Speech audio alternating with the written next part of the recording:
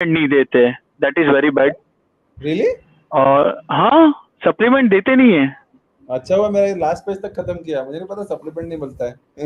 हाँ, मुझे भी पहले पता नहीं था, फिर हाफ ऑफ द एग्जाम पता चला कि सप्लीमेंट नहीं देते हैं। That's the Ashish, first are you thing. From and Mumbai? Second thing, are you from yes yes, Mumbai? I am from Mumbai. अरे यस भाई यस। मैं भी था मुंबई, आज मैं भी वही था ना, फर्स्ट बेंच पे वही था। मैं यहाँ था, पनवेल। पनवेल में था, ओके सॉरी सॉरी। किसी मेरे हाँ मेरे यहाँ पे भी सेम सीन हुआ था कि people asked for a supplement, उन्होंने सप्लीमेंट दिया नहीं। अरे हाँ, 100 रुपये एक्स्ट्रा तो लेते हैं मुझसे यार, तो बोलो कितना गूगल पे करूं, क्या करूं? पैसे का प्रॉब्लम है तो बोलो। पता नहीं, वो लोग नहीं देते हैं। और सबसे बुरी चीज एक और लगी कि उन्होंने जो फर्स्ट क्वेश्चन जो 5-5 मार्क्स के लिए पूछा ना, that was actually meant for 10-10 marks.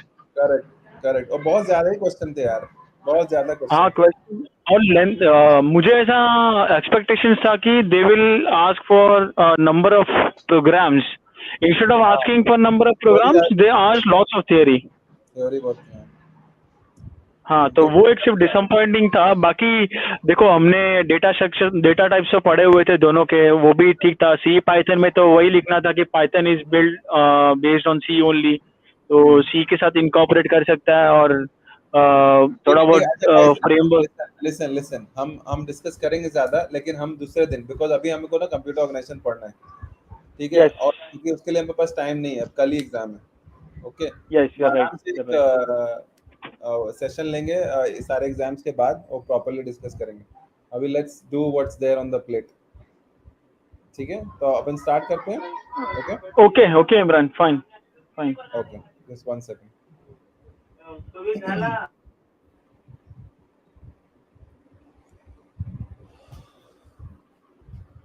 Okay, Imran, सिर्फ और सिर्फ इम्पोर्टेंट क्वेश्चन, हाँ, सिर्फ और सिर्फ इम्पोर्टेंट। नहीं कुछ नहीं कह सकते यार, क्या इंपॉर्टेंट क्या नहीं, कुछ भी आ सकता है। देखा ना आज के पेपर? हाँ, बट आज स्टिल हमने जितना पढ़ा था उसमें हम लोग पास हो सकते थे कम से कम। हाँ, तो वही कर रहे हैं ना हम, जो जो पढ़ा है वही रिवाइज कर रहे हैं हम, कुछ नया नहीं कर रहे हैं आज।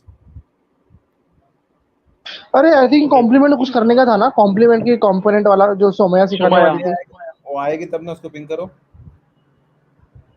ओके। क्या नाम क्या था उस प्रोग्राम का? कॉम्प्लीमेंट। कॉम्प्लीमेंट्स है, बाइनरी कन्वर्जन है, ये सारी चीजें। हाँ सुमाया है, हाँ। आ गई, connected. Hi Sumaiya, limited to 6 people screen, 1 minute. Hello. Hi. Hello, yes yes. पता है आज क्या सीन क्या हुआ? मैं पहुंचा एग्जाम में, मैं समोया को ढूंढ रहा था, मेरे बाजू में एक मोटी लड़की बैठी थी। मैं उसको देख रहा हूँ कि मेरे को देखे देखे देखे, वो देख ही नहीं रही। मैं समोया मेरे को पहचान नहीं रही क्या? बाद में पता चला कोई और निकली है। ऐसा होता है। कृतिका I came सामने ही at the बैठी थी। last moment. कृतिका सामने ही बैठी थी, उसने इसने तो वीडियो ऑन किया था तो मैं पहचान गया, लेकिन इसको पहचान नहीं पाया मैं। वो सारी सारी लड़कियों को देख रहा हूँ, कौन, कोई तो देखे मुझे, कोई देख ही नहीं रही है। तो मैंने कहा कौन है पता नहीं, लगता है एग्जाम मिस हो गया इसका।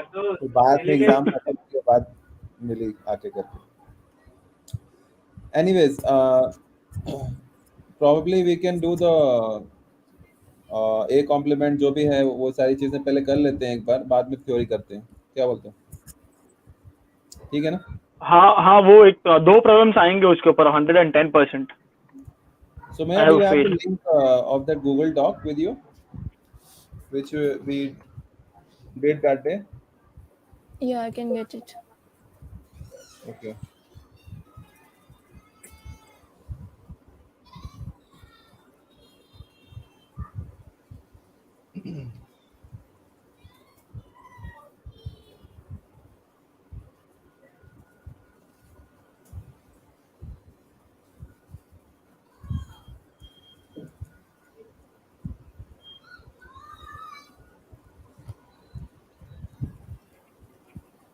I sent the link. Okay, let me. Can you share your screen and maybe just do those thumbs, so at least one from each, so that others can learn. I'll stop my share.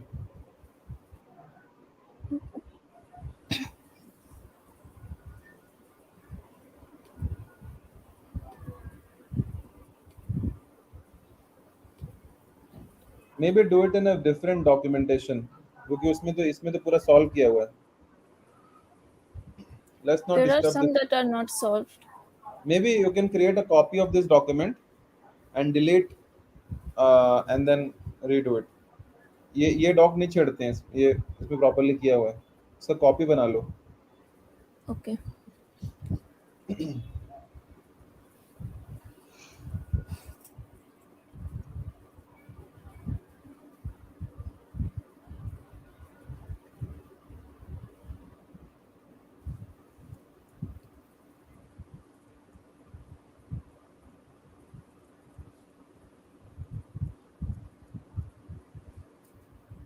आशीष, तुमने कितने marks का attempt किया है?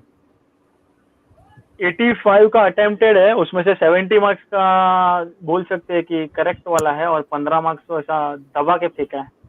तुम्हें पता है ना कि ये लोग कंजूसी करते हैं, उगने वाले मार्क्स हाँ, देने इसीलिए मैंने 85 का अटेम्प्ट किया है और मैंने 85 अटेम्प्ट करने के बाद सिर्फ 45-50 मार्क्स ही किए हैं. मैंने सोचा 50 ही आएंगे, ज़्यादा नहीं आएंगे. में. हाँ. और मतलब आंसर शीट देने में भी कंजूसी, सप्लीमेंट नहीं देते. हाँ, और प्लस मैंने एक और अच्छी ट्रिक अपनाई है कि डॉक्टर राइटिंग यूज किया है, तो शायद उनको समझ में नहीं आएगा तो वो तंग आके थोड़े मार्क्स दे दें. ओके यही मैं इंजीनियरिंग में किया करता था ये मैं. Okay okay. So may I started sharing? Yeah, I'm sharing now.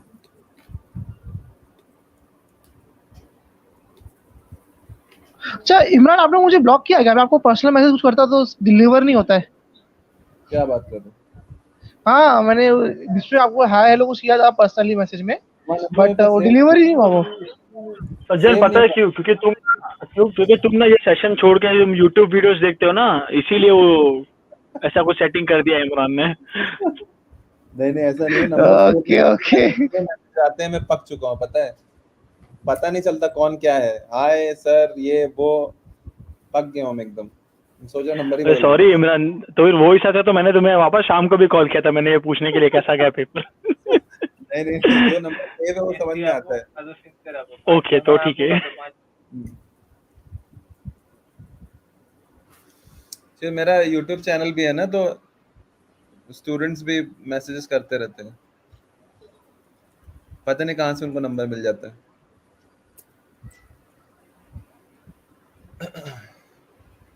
Okay, I'll add it to the stream. So copyright. Yes. Okay, let's start.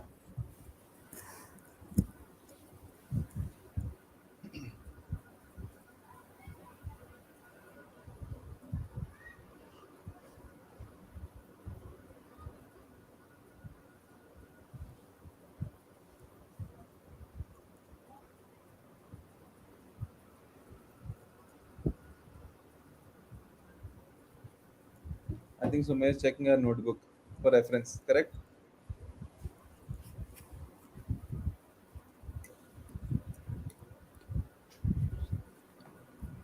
Okay. So to find ones and twos complement, to find ones complement, you simply have to flip the ones and zeros. So this number will become 0, 1, 0, 1, 1, 0, 1.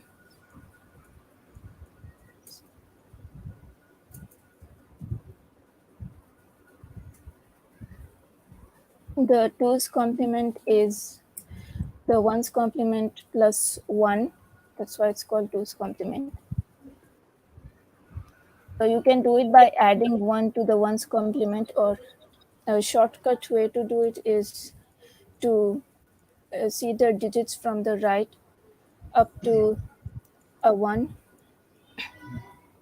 and then all the digits before the 1 are flipped. Right. You take the complement of those. तो हम right से start करेंगे और जैसे ही 1 मिल जाता है हमको, वहां तक जाएंगे. उसको छोड़ के बाकी सारे नंबर्स जो हैं उसको फ्लिप कर देना है टूज कॉम्प्लीमेंट निकालने के लिए. और वंस कॉम्प्लीमेंट निकालने के लिए जस्ट द रिवर्स ऑफ जो भी क्वेश्चन में दिया है. Right? Yes. Okay. So 2's complement is going to be 0, 1, 0, 1, 1, 1, and then these last two are the same, 1, 0. Correct. Should I do the others? No, it's okay. Let's move on to the next one. Okay.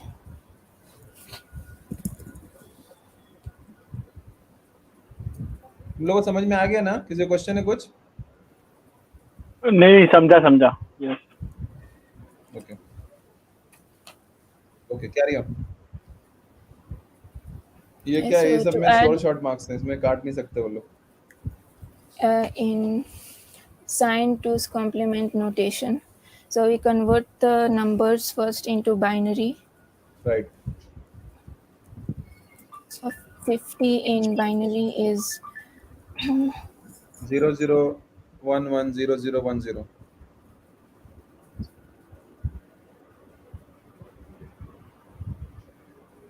like this. I'll repeat it again. 00110010. Okay.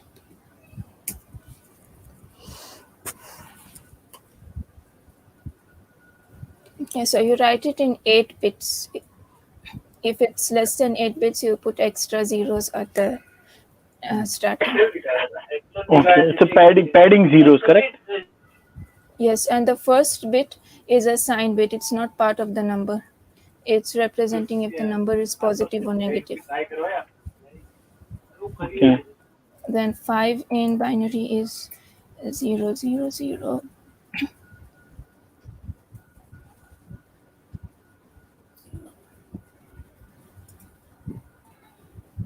Okay, that's 8 bits.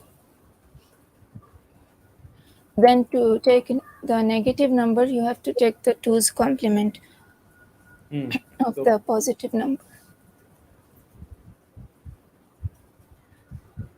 पहला वाला छोड़ देंगे, right? Because 1 मिल गया.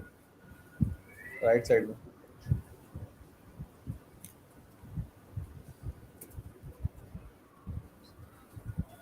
Five times 1. अच्छा वो negative है इसीलिए उसका 2's complement निकालना पड़ेगा.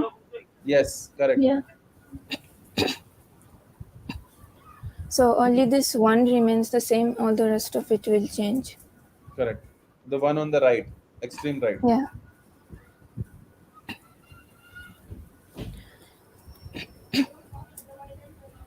And then we'll put these bits in a table to add them.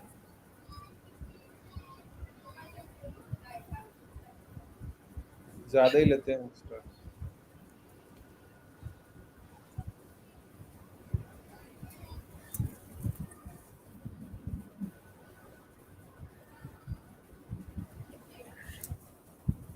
Here this row is for carry, and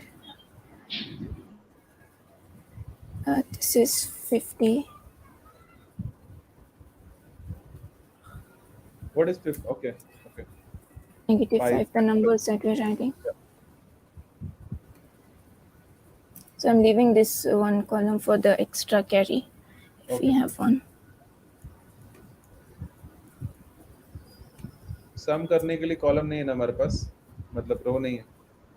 Yes, I'll add one.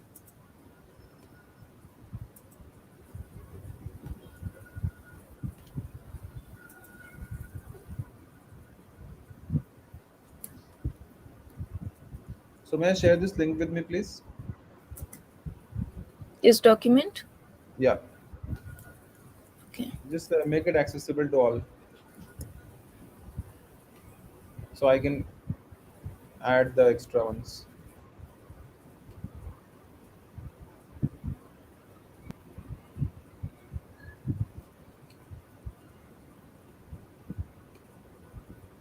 Edit. Yeah.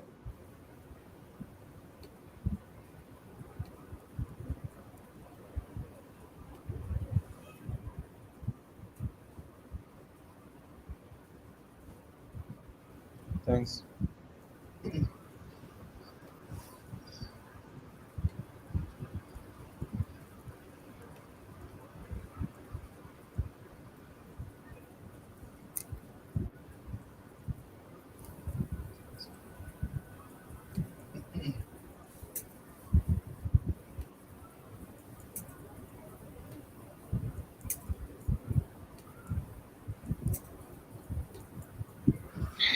It is 111 na, for -5.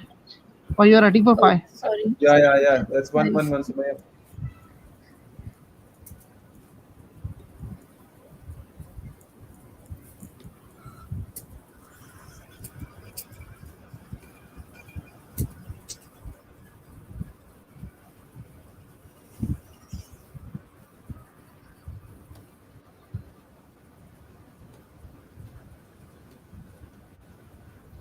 हो गया. Just Okay, add them. thanks. Thank you. Okay, 0 0 plus plus 1 1 is is 1. carry 0. 1 plus 1 is 1, 0. Carry 1.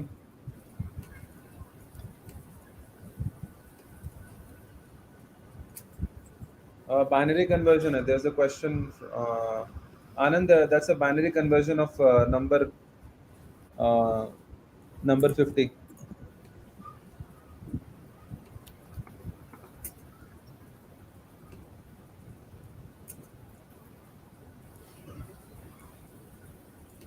So 1 plus 1 plus 1 is 1, 1. Yep. Yeah, this is 1, 0.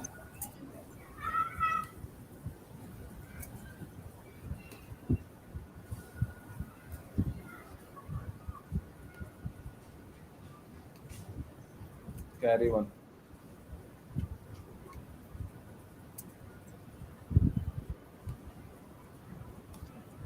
Result here. So this sign bit, whatever you carry inside it, is called the carry into sign bit.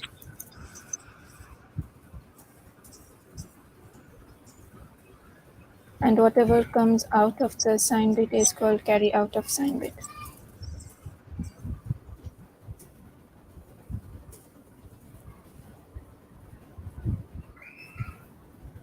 So the last one is carry in sign bit, and the extreme last is carry out of sign bit.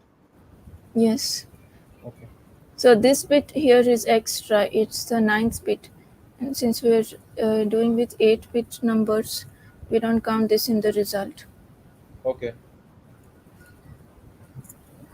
So the result is this part 0, 0, 1, 0, 1, 1, 0, 1. Okay.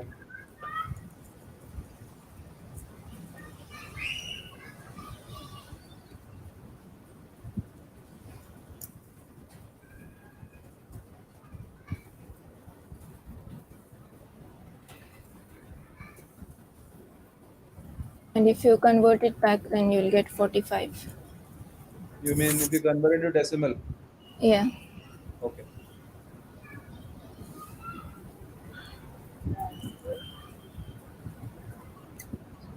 Can you explain that chart, please?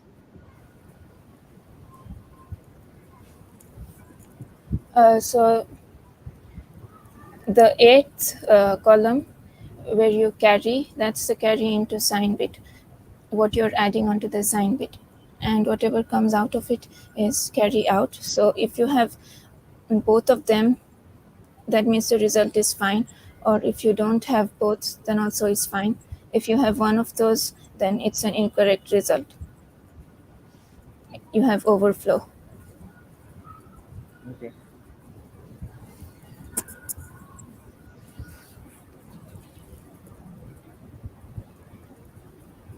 Okay, let's move on to the next question. So in that case, our result is falling into uh, This one. second condition, correct? Yes. So what should be the final statement that we need to write?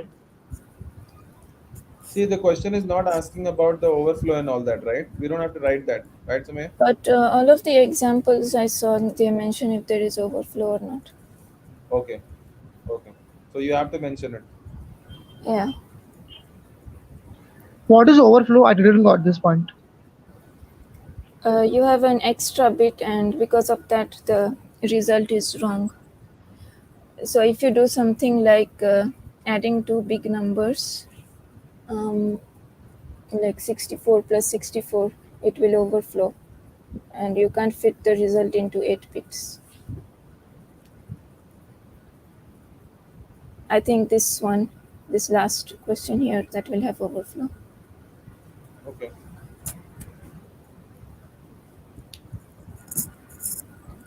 Okay, let's move on to the next question.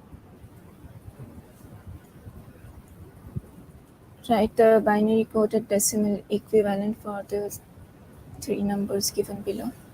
Let's do the B one. I didn't delete B. It's okay.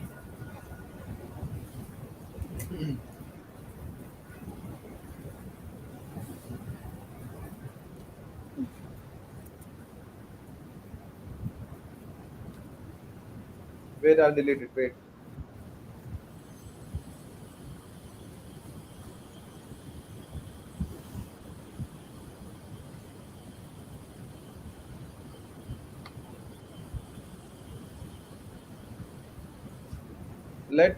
Let those points be there. Okay. Yeah. We can solve it, but let those points be there just for explanation part.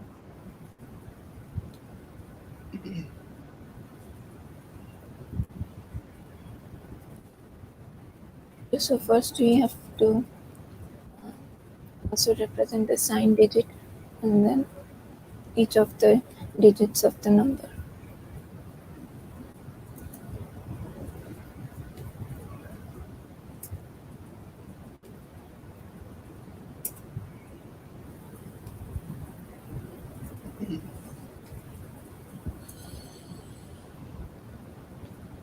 And then you just convert each digit into binary, into 4 bits of binary.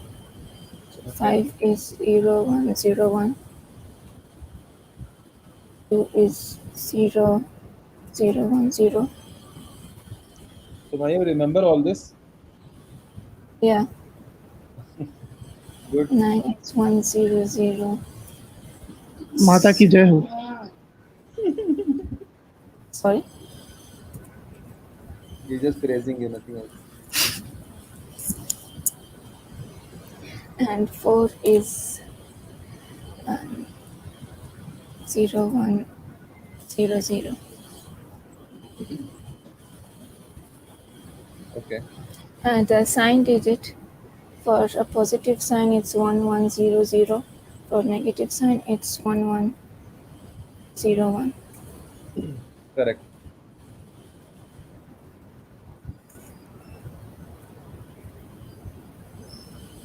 That's the answer. That's all.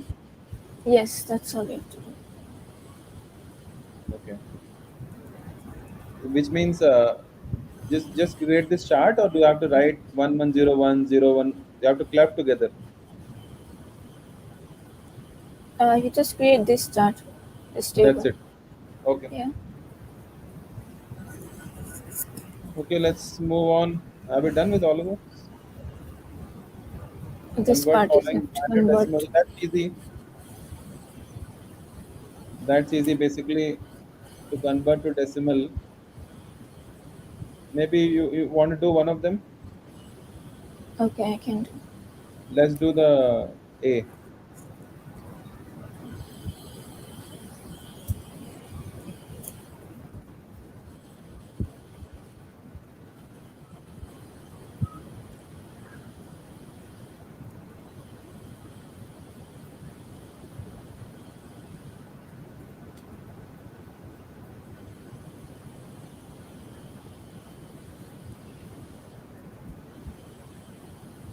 I'll write the binary number first. Yeah. 1, 1, 0, 0.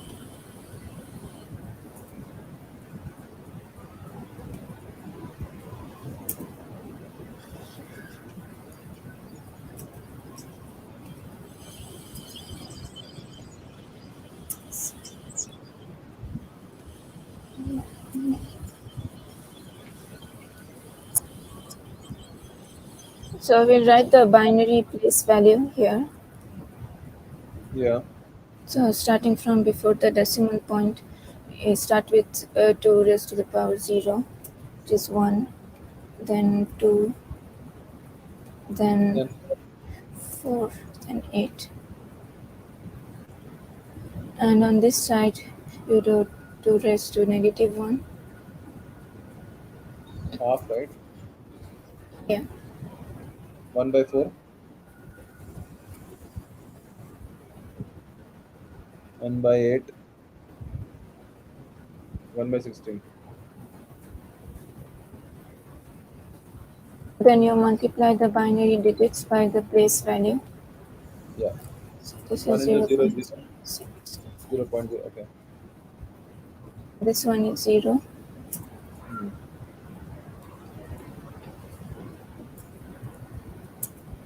This one is 0.25. 0.5. 50 or 25? 25, correct. 0.5 is under Yeah, this one, half, correct.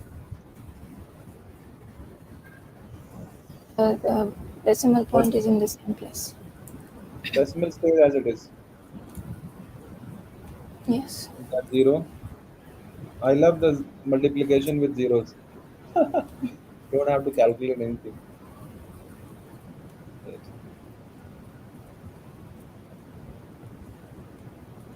Then you have to add those numbers, right?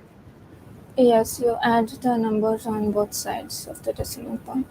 So it's 12.0.8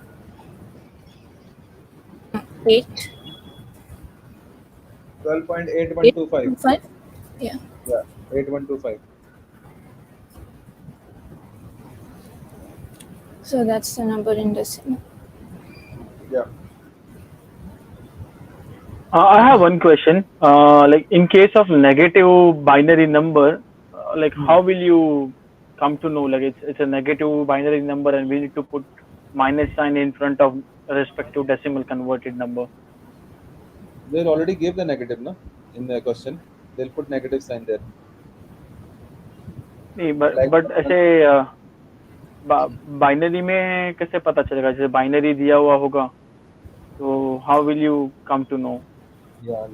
If you're using signed bit notation, signed 2's complement notation, then you can tell from the first digit that's there. If it's Yes, 1, but it's what he's negative. asking is that in case if it's a binary number, can you make out whether it's negative or not? If it's written in signed notation, then you can. Okay.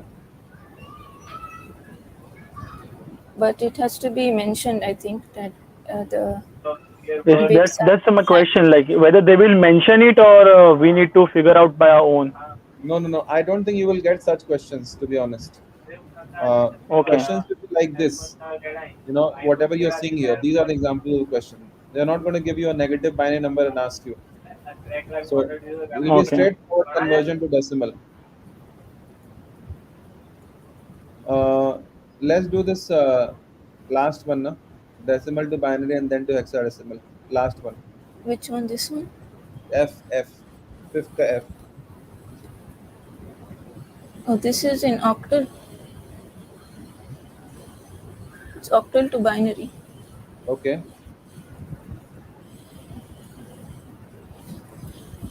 Okay, I haven't done that. Have you got in notes? Let me see.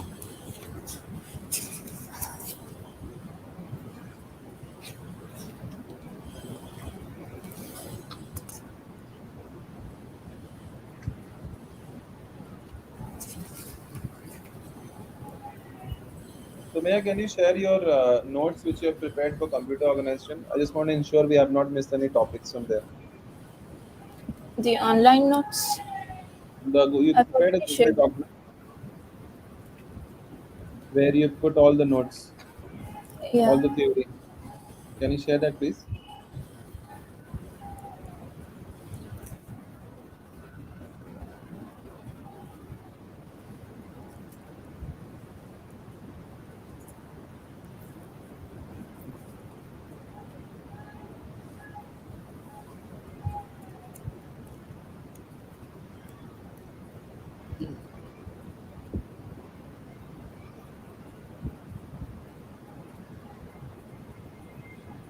Okay, guys, we'll move on to the theory part quickly. Okay, let Sumaya look for it. If you can find it, then she'll tell us. Okay, I haven't done a problem like this. No but problem. I can try it. I don't know if you have enough time. Let's do the theory part first. We'll finish it Okay. fast. If we have time, we can do it. Okay. Once we're done with theory, let me know if there are any topics that we haven't covered and if you feel that is important. Sure. Okay, so von Neumann architecture, it was published in 1945 and it's based on the stored program concept. And it says that both the data and the instructions are stored in the same memory. So this building block of the architecture are CPU, memory unit, I/O devices, connection structure, and register and other circuitry. CPU interprets commands to be executed and generates control signals to instruct other units to perform operations. Memory unit stores instructions and data. I/O devices take input, generate output, and connection structure basically allows communication between components, register, and other circuitry. This is your von Neumann architecture. It takes input, output. There is a memory unit, and there's also a central processing unit which contains control unit and ALU. Features: each memory unit having multiple locations have different addresses. A computer program consists of instructions and data. CPU processes the data stored in the memory as per program instructions. Results are stored in the memory of or output devices. Registers are used by data processing operations in CPU, and buses are used for communicating the address, data, and control signals.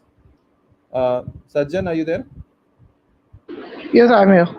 You just go through this once again, just a recap. Okay, features of one Neumann architecture. Each memory unit having multiple locations have different addresses. A computer program consists of instruction and data. CPU processes the data stored in a memory as a program instruction. The results are stored in a memory or output devices. Registers are used by the data processing operations in CPU. Buses like address bus, data bus, and control bus are used for communicating the address, data, and control signals. Okay, one more. The input device fetches data or commands and CPU executes it. And when task is complete, the result is stored in output devices. Okay. Yeah. Okay, so each memory unit having multiple locations, computer program consists of instruction data, CPU processes the data, results stored in output devices, registered are used in CPU, buses communicate address, input devices fetch data, task is complete, is result is stored in output device. Okay. Cache. What is a cache memory? Well, it's a small high-speed buffer memory located between CPU and main memory. Data is transferred in form of words between cache and CPU, and between main memory and cache, it is transferred in form of blocks and pages. That's why the page fault occurs. What's the need for cache? So the CPU cannot, the main memory cannot match the speed of the CPU in which it requires the data to be sent, but cache memory is fast as it's high speed, so it's able to match the CPU's requirement of the speed. So it's able to provide the data really, really fast. So that's why you get better performance with the cache memory. Cache mapping is a technique by which the contents of the main memory are brought into the cache memory. Okay, so as you can see, the process is that the processor first looks for the data in the register. If it cannot find it, it looks for that information in the cache.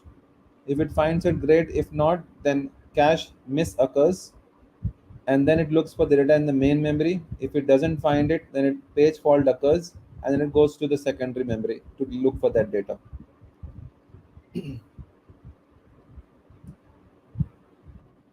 Cache mapping techniques: direct mapping, fully associative mapping, and k-way set associative mapping. In direct mapping, each block is mapped to a particular line of cache. In fully associative mapping, each block can be mapped to any of the lines of the cache memory, depending on the availability. And in a set associative mapping, each block can map to a particular set, and each set can contain multiple lines. Okay, so let's take an example. Let's say there are 32 words in the main memory. Each block contains 4 words, so there will be a total of 8 blocks. 16 words in the cache memory, so total number of lines equals total number of words divided by words per line. So that's 4 lines. So these are 4 lines, line 1 to line 3. Then there are 8 blocks, 0 to 7. In order to find which block can be mapped to which line, the formula is I equals j mod m, where I is equal to line number, j equals the block number, and m equals the number of lines in the cache memory. So for example, for block 2, the block number is 2, number of lines is 4, so 2 modulus operator 4 is 2, which means it will be mapped to line 2. Then we have physical address. Physical address is divided into 3 parts. One is tag, second is line number, and third is word offset. Tag allows us to locate the block's position in the main memory. Like which block are we talking about? Are we talking about block 0 or block 4? Because multiple blocks can also be mapped to the same line. So for example, line 0 is mapped to block 0 as well as block 4. So when we want to talk about it, how do we know which block are we referring to? Is it the block 0 or is the block 4? This is where the tag helps us find that information. Second is the line number, and then you have the word offset. Word offset allows us to find out which word are we talking about. Is it W0, W1, W3? Which word is it? Let's calculate the bit size in the main memory. If main memory has 32 words, if we can represent 32 in form of 2 to the power 5, which means it has 5 bits. Let's say CPU wants to access the word number 9. If we convert the word number 9 into binary, we'll get 01001, which is the binary representation of number 9. It has 5 bits. We'll break this into parts. The first bit, we'll assign it to tags. Next 2 bits, we'll give it to line number, and the remaining 2 bits, we'll put it for word offset. Okay, so tag has 0, line number 10, offset gets 01. So tag is the block number, which so in case if the tag value is 0, it's block 0. If it's 1, then it's block 4. It's kind of an index. Okay, similarly, this offset is which word number. Now we move to associative memory. So as we discussed, each block can be mapped to any particular line. There's no specific, and we don't have to use any formula to calculate because it just depends on the availability. Like whichever line is available, any block can be assigned or mapped to that particular line in cache. This makes associative mapping more flexible compared to direct mapping. Physical address has 2 parts, tag and word offset. The first 3 bits is given to tag, and the next 3 bits is given to next 2 bits is given to offset. Set associative mapping. In this, there are groups of lines which are clubbed together to form a set. Each block can be mapped to a set. This way, set associative removes the drawback of direct mapping, such as thrashing, and drawback of associative mapping, which is high implementation cost. It combines the best of both direct and associative mapping. So it's the best of all those 3. Each word in the cache have 2 or more words in the main memory for the same index. Then let's take an example. Let's say we create this 2-way set associative mapping. So how many sets are there? It's let's say there are 2 lines in each set. So let's take an example. So let's say this memory has size of 128 byte and cache memory size is 32 byte and block size is 4 byte. So if we calculate, number of main memory blocks will be main memory size divided by each block size, which is 128 by 4, which is 32 blocks. Number of lines is total memory size of cache divided by each block size, 32 by 4, which is 8 lines, line 1 to line 7. Physical address will be tag, set number, and word offset. How is it calculated? 7 bits. How is it calculated? 128 bit for the main memory. You can write that in form of 2 to the power 7. So that's why it's 7 bit. 3 bits given to tag and 2 bits each given to set number and word offset. Okay, let's move on. And how many lines? How do we calculate that? Total number of lines in the cache memory divided by k. K is the 2-way. Since it's a 2-way, k value is 2. So divide that by 2. So each set will have 2 lines. To find out which block will be mapped to which set, we use the formula, same formula, I equals j mod v. The difference between the direct mapping and set associative mapping is that in direct mapping, I represents the line number, but in set associative, I represents the set number because we don't map to line, we map to set. Then J is the same for both, which is the block number, and V in direct mapping, V represents the total number of lines, but here because we are dealing with sets, V represents total number of sets, which is 4. So let's say B1, 1 modulus 4, 1 is the block number, 4 is the total number of sets. So it's mapped to the first set. Advantage of set associative is that unlike the associative mapping, we do not have to search the entire cache. We just have to search in the particular set, which means I have to search only inside of L0 and L1, 2 lines. Okay, let's go with registers. Okay, who else is there? Okay, Mavish, can you read? Registers. Fast memory is used to accept, store, and transfer data and instructions that are being used immediately by the CPU. It can be considered as a group of flip-flops. Each flip-flop is capable of storing one bit of information, also called preprocessor registers, may hold an instruction storage address or any data bit sequence individual character. Okay, before we move on, I want somebody else to read it as well. Let's go with Anand. Anand, can you read it? Can you hear me? I can. Can you read it? Yeah. Registers are basically first memory is used as to accept, store, and transfer data and instructions that are being used immediately by the CPU. Can be considered as a group of flip-flop. Each flip-flop is capable of storing one bit of information, also called processor register, may hold an instruction storage address or any data bit sequence, individual and characters. Okay, there are certain types of registers. One is accumulative register, memory register. So let's go through that. Please continue. Accumulator registers are AR. These are 16-bit, holds a temporary data for short-term intermediate storage of arithmetic and logical data in CPU. Second is memory address register, that is MAR, which is 12-bit, holds the address of the memory. First, it stores memory address either A, from which the data will be fetched to CPU. Second one is to which data will be sent and stored.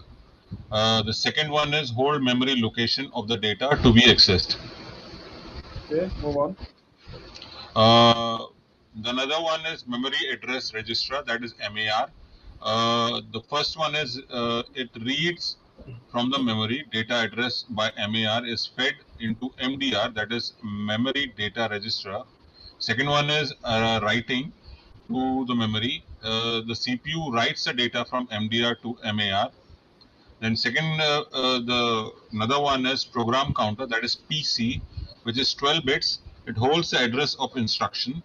The point is it holds the memory address or location of the instruction being executed by the CPU at the current time. Another one is a program counter, that is called PC, which is again 12 bits, holds the address of instructions.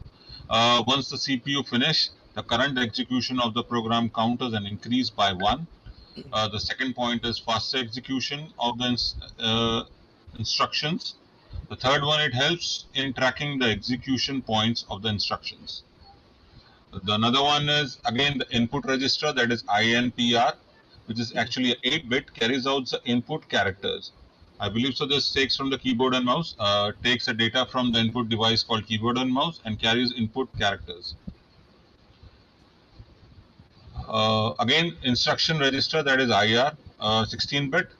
It holds the instruction code, part of a CPU unit. It holds the instruction currently being executed or decoded, I think so, by CPU. Okay, I'll recap that once again. Just 1 second. Okay, registers basically fast memory used to accept, store, and transfer data. Basically, whatever is immediately required by the CPU. They can be considered as a group of flip-flops, and each flip-flop is capable of storing 1 bit of information. The registers that are used by the processor are also called processor registers. They may hold an instruction, storage address, or any data.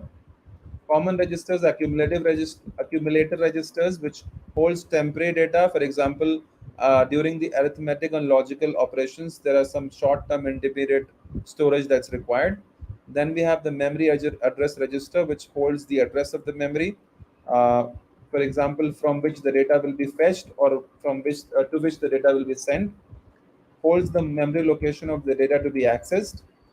Then we have MER, memory address register. At the time of reading from the memory, data addressed by MER is fed into MDR, and while writing to the memory, CPU writes the data from MDR to MER. Program counter holds the address of the instruction. It holds the memory address of the instructions being currently executed by the CPU, and each time the instruction gets completed, it increases the counter by 1. The benefits are that there is faster execution of instruction. It also helps in tracking the execution point of instructions. Input register takes the data from the input devices and carries the input characters. And instruction register is part of CPU's control unit. It holds the instruction code and also holds the instructions currently being executed or decoded. Okay, let's go with instruction cycle. Okay, let's go with Ashish. Yeah, sure. Am I audible? Yeah, can you explain what is Okay. instruction cycle? Yep. Instruction cycle means it has it fetches. The first step is fetching, then decoding, like interpretation, then execution, and then I think I don't remember all, but yeah, there are Let's four Read. four steps. सज्जन बताएगा, सचिन को रटा हुआ है. Yes, Sajjan, please. Okay, fetch, decode, read, execute. Correct. So instruction cycle is basically a cycle that CPU performs for the instructions. Basically follows for instructions. So whenever it's supposed to perform an instruction, it follows that cycle.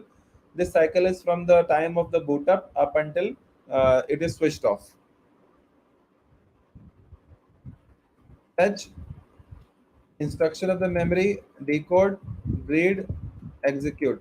Ashish, can you please read? Yeah. So fetch means instructions. Like it fetches the instruction from memory. Like instruction fetch will bring the instruction placed in the memory location into the instruction register. Then decoding of register. Like when instruction is fetched from memory, it needs to be decoded. So encoded instruction present in instruction register is interpreted by decoder. Then read the effective address from memory. Once the address of the operand are known, they are brought into CPU register to perform the operation. So that's called read. Execute the instruction. Like instruction are executed and results are stored in the local memory location, like local temporary locations. Excellent. I'll do one more recap here. So fetches the instruction from the memory. Instructions fetch will bring the instruction into the instruction register. Decode the instructions. So whatever instructions are encoded, they are interpreted by the decoder and they get decoded. Reads the effective address from the memory. Once address of the operand are known, they are brought into the CPU register to perform operation. And execute means executes the instruction, and results are temporarily stored in the temporary locations. So fetch, decode, read, and execute. FDRE. FDRE. Okay. I'm just thinking of an easy way to remember this. FD is fixed deposit. RE is what?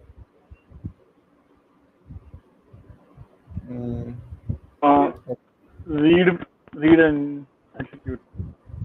Okay. Interrupt means stop the ongoing activity. An interrupt stops the execution of the next instruction in an instruction cycle. Can you explain, Ashish, what could be several reasons why an interrupt may occur? It can be due to either time limit for any instruction which is getting processed. Like Okay. the second one is division by zero, like maximum limit of execution has been reached, or let's say if it's like those two I remember. That's all. Okay, no problem.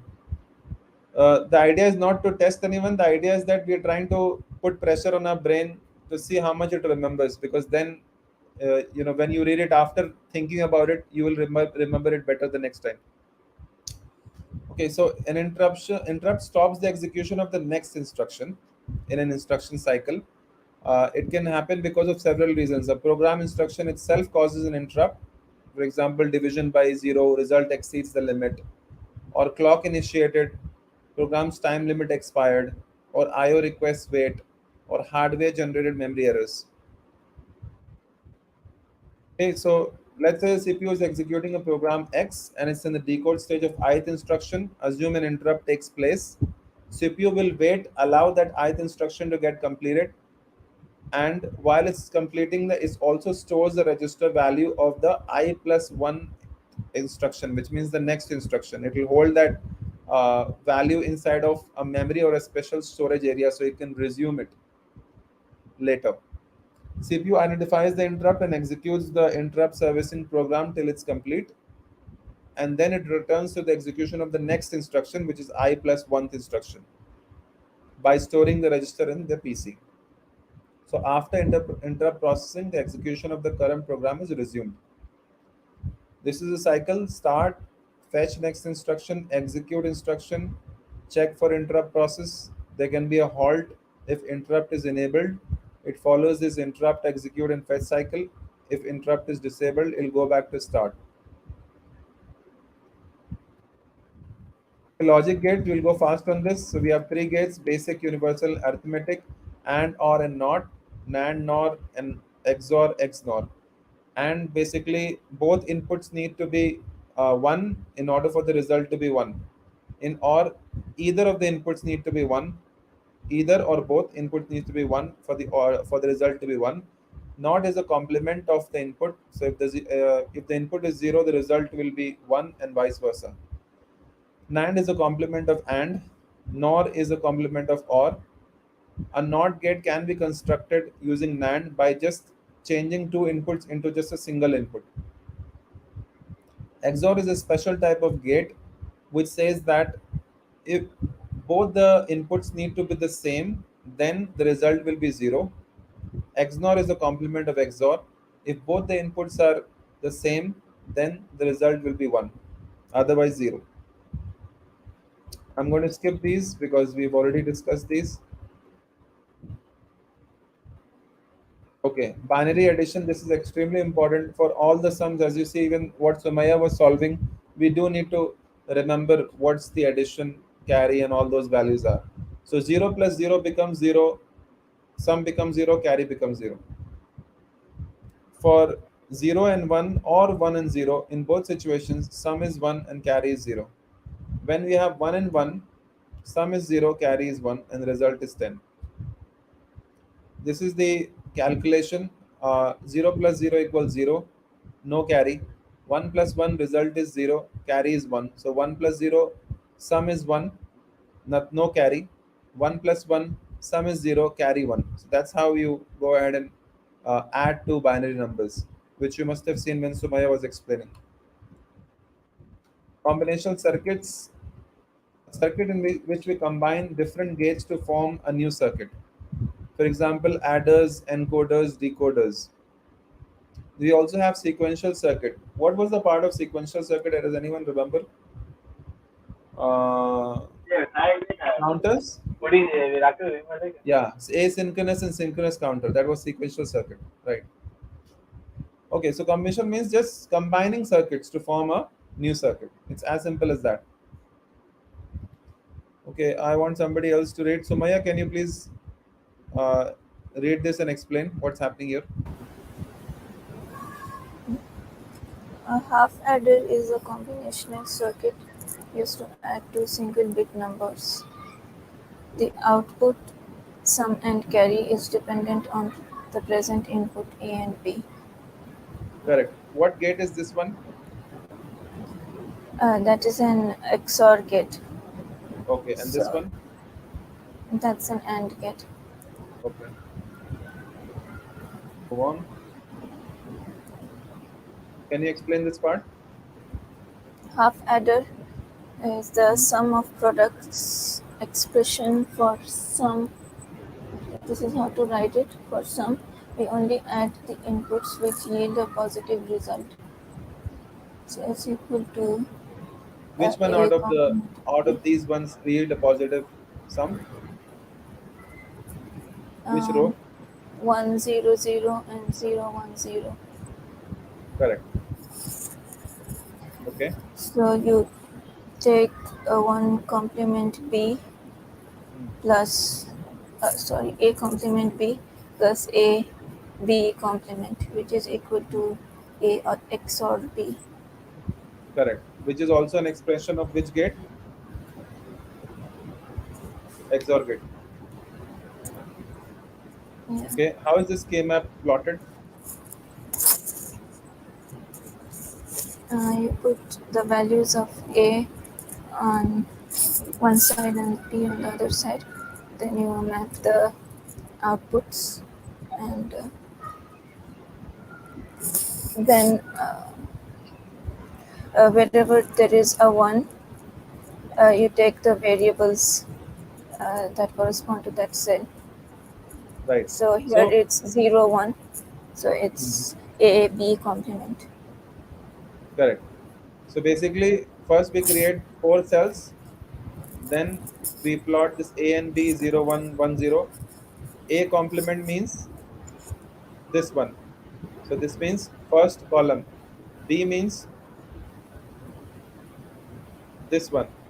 So means second row. First column, second row, they meet at this point. So we plotted one. Similarly, we plotted this one over here.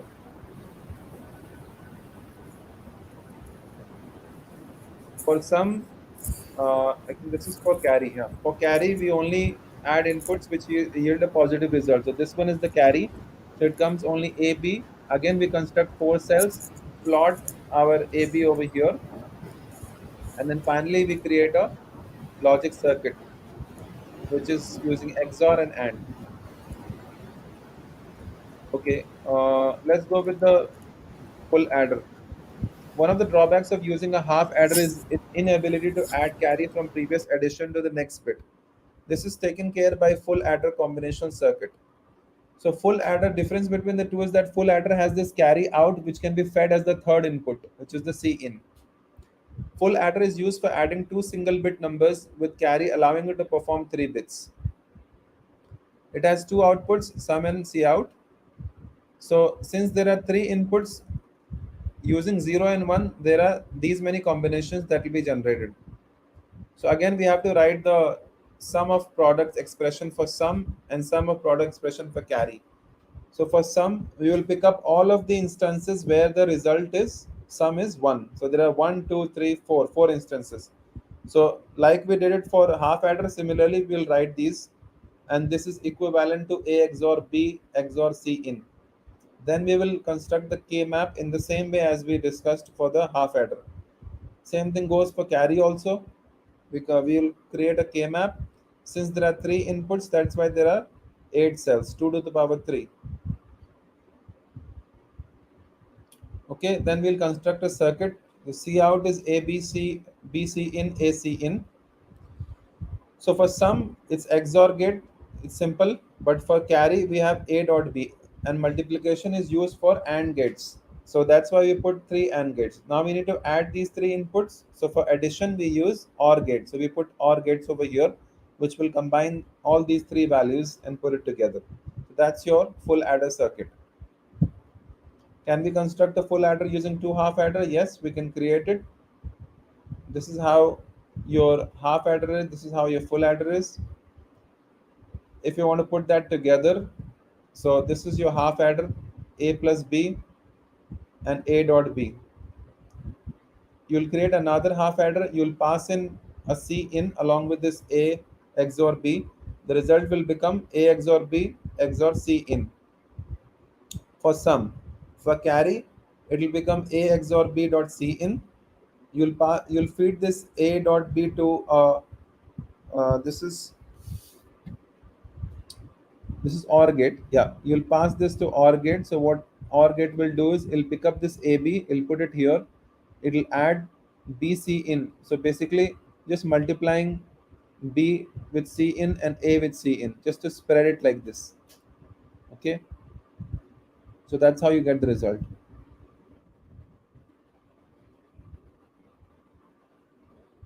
Sequential circuit, output depends on the previous input, counter and flip-flops.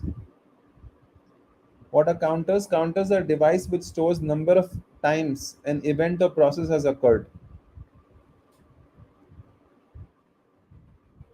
I want somebody to read this. Sajjan? Yeah, sure. Counters. Counters are used in digital electronics for counting purposes. They can count specific events happening in circuits, which can be ascending, descending, or non-linear. For example, in up counter, a counter increases count for every rising edge of the clock. They can also be designed using flip-flop. Counters are divided into two categories: synchronous counter and asynchronous counter. Correct. तो Next. Counters के बारे में अगर question आता है तो सबसे पहली चीज इजी वे है याद करने का कि काउंटर का मतलब ही काउंटिंग होता है. और कहाँ पे क्या पढ़ाई कर रहे हैं हम इस लोग? डिजिटल इलेक्ट्रॉनिक पढ़ रहे हैं अभी. करेक्ट. तो डिजिटल इलेक्ट्रॉनिक में काउंटिंग के लिए वो यूज होता है. कहाँ पे यूज होता है? सर्किट में यूज होता है. ठीक है. और दो तरह के हैं, सिंक्रोनस और asynchronous. Asynchronous and synchronous. Synchronous and asynchronous differentiation. One global clock drives each flip-flop, so output change in parallel. वो माइक चबा रहे हो क्या तुम? मुंह के अंदर है माइक तुम्हारे? नहीं. थोड़ा दूर करो ना. Okay. आ रहे हो लगता है माइक. पास. Sorry. पास में रखा था. डिनर नहीं हुआ तुम्हारा? नहीं हुआ. Synchronous. One global clock drives each flip-flop, so output changes in parallel.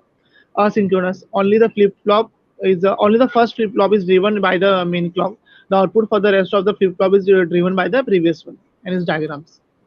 Correct. तो एक यहाँ पे क्लॉक सिग्नल है जो सबको ट्रिगर कर रही है, सारे फ्लिप फ्लॉप्स को.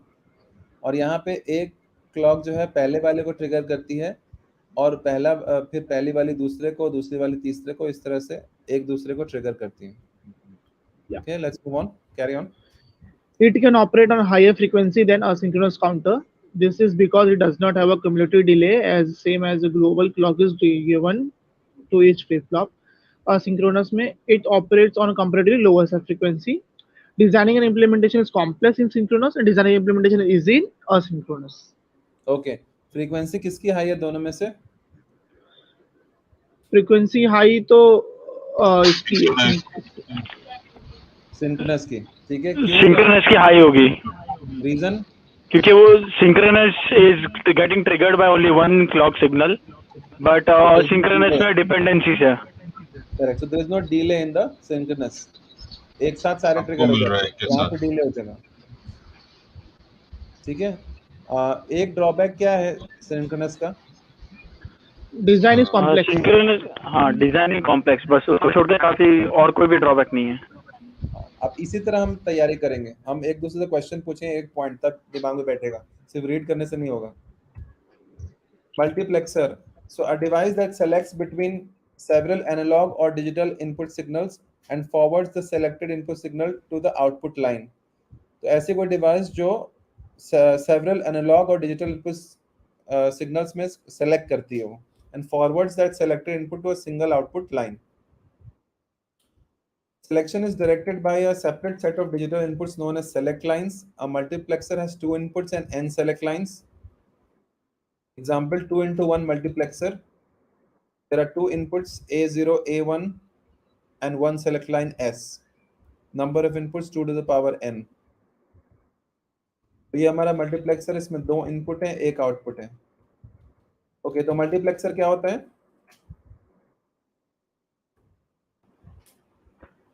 Multiplexer selects between several analog or digital input signals and forward the selected input to the signal output line. जो हाँ एनालॉग एंड डिजिटल सिग्नल्स को लेता है और सिलेक्टेड आउटपुट को पास ऑन करता है. सज्जन, what's a multiplexer? Multiplexer, it's selects between several analogs and digital inputs and देता है to a single output line. Forward set to the single end output line, ठीक है, मतलब सेलेक्ट करता है, कई सारे सिग्नल्स होते हैं उसमें सेलेक्ट करता है और वो जो सेलेक्ट किया उसको फॉरवर्ड करता है एक सिंगल आउटपुट लाइन में। तो यहाँ पे देखो इसके डायग्राम में, यहाँ पे ये सेलेक्ट कर रहा है, ये सिलेक्टर है आपका, सेलेक्ट करेगा इनपुट और आउटपुट में देगा उसको।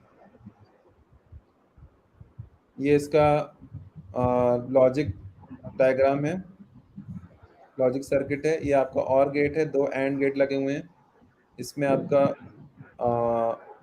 नॉट गेट लगा हुआ है और यहाँ से इनको सारे इनपुट्स जा रहे हैं, A S complement plus A1S। What are the advantages of multiplexer? Can someone read it? Yep, I can. So also called a data selector, and it has several advantages, like it reduces the number of wires, reduces secure circuit complexity, and implementation of various circuits. Reduces number of wires, number of wire को reduce करता है, reduces complexity and cost, and implementation of various circuits. Okay, Sajjan, tell me one of the advantages. Reduces the wire and cost. Good, just one. Okay, Ashish, second. Reduces the complexity. Good. Third one is implementation of various circuit. Okay, let me ask somebody else. Mavish, what is the one of the advantages? Mavish is not here. Okay. Sumaya.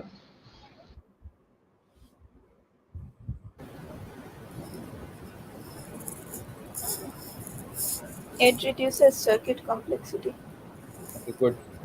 Who else is there? Anand, give me one of the advantages. It reduces the complexity and cost. Good, good. अब इतने लोग ने इतनी बार किया है तो I am sure अब दिमाग में बैठ गया होगा, correct? Reduces number of wires, reduces complexity and cost, and implementation of various circuits. Cool.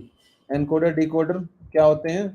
Encoder काम है एनालॉग को डिजिटल में कन्वर्ट करना, correct? It's a combinational circuit that converts binary information in form of 2n input lines into n output lines. अगर encoder याद हो गया तो decoder is just exactly reverse of that. ठीक है? So I'm going to repeat it, then I'll ask you guys. So pay attention. Encoder is a device that converts analog to digital signals. It takes 2n input lines and converts into n output lines. Okay. Ashish, from what signal to what signal does encoder converts? Encoder converts analog to digital. Good. And yeah. Sajjan, like what is the formula for input lines and 2 raised to n input line and n output. अगर 4 input line है तो sorry अगर 4 output line है तो कितने input line होंगे? 4 रहेंगे तो एक मिनट ना 2 raised to n रहेगा ना, तो 2 raised to 4 रहेगा, जितना होता है उतना रहेगा, 2 raised to 4. 16, correct? Okay, cool. 4 into 2 binary encoder example है ये इसका, 2 to the power n, यहाँ पे 2 आउटपुट है तो 2 to the power 4 यानी 4 इनपुट होंगे।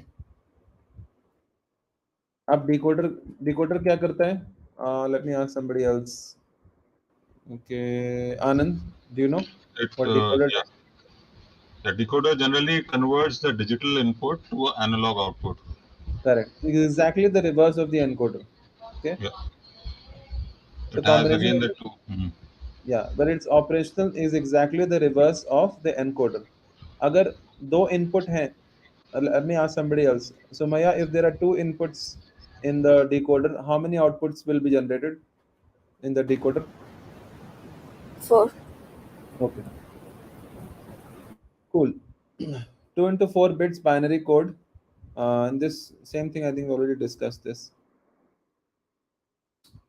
दोनों को साथ में अगर लगा के देखना है तो जैसे 4 इनपुट इधर गया एनकोडर में, 2 आउटपुट निकला, इसने 2 लिया और 4 आउटपुट दे दिया। Okay, programmable logical devices, PLDs. What are programmable logical devices? They are used to build reconfigurable digital circuits. Unlike standard integrated circuits, guys, pay attention, I'll ask you. Unlike standard integrated circuits, which consist of logical gates with fixed function, a PLD has an undefined function at the time of manufacture. Before PLD can be used in a circuit, it must be programmed, reconfigured by specialized program. तीन तीन point पे ही discussion करते हैं, ज्यादा दूंगा तो ये नहीं याद रहेगा. So I'll repeat it again and then I'll ask you. So PLD helps build reconfigurable digital circuits. It has undefined function and it must be programmed and reconfigured before using it. Okay.